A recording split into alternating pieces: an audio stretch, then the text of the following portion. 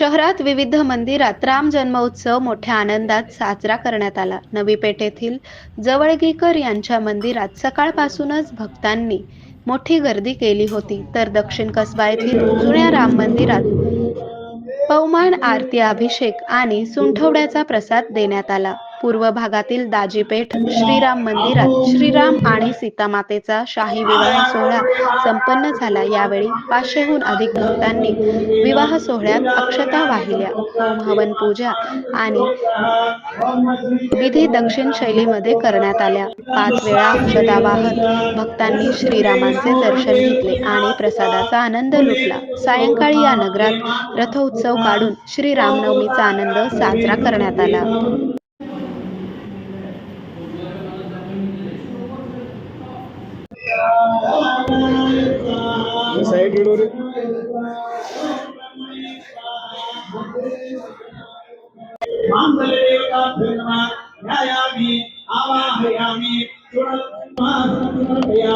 नवपेठ राम मंदिरचा पुजारी आहे आणि ते इथे सुद्धा पाडवापासून रामनवमीपर्यंत उत्सव असतो.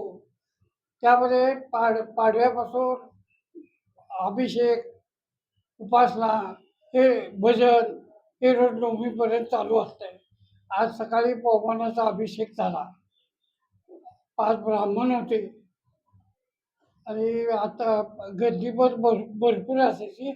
अलंकारात पूजा झाली चांगली गर्दी. आता पुन्हा संध्याकाळी गर्दी होणार.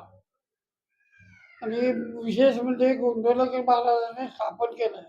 ते का तर जवळगीकर म्हणून एक आता जे आहेत त्यांचे पंजोबा, त्यांना संतती होत नव्हती म्हणून गोंंदवलेकर महाराजांनी त्यांना 13 कोटी राम नावाचा जप करायला सांगितला.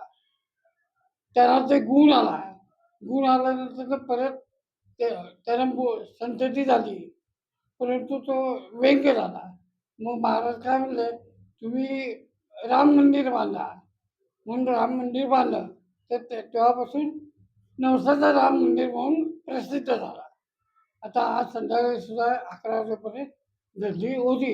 आणि या देवळाचे व्यवस्थापक विजय जवळगीकर, श्रीरंग जवळगीकर आणि सुजित जवळगीकर हे व्यवस्था बघतात. आरोग्य म्हणजे केवळ औषध नाही, तर निसर्गाच्या योग्य उपचारांनी मिळणारी खरी आरामदायक अनुभूती. सोलापूरमध्ये निसर्गोपचाराचं विश्वासाचं नाव लिमये निसर्गोपचार केंद्र.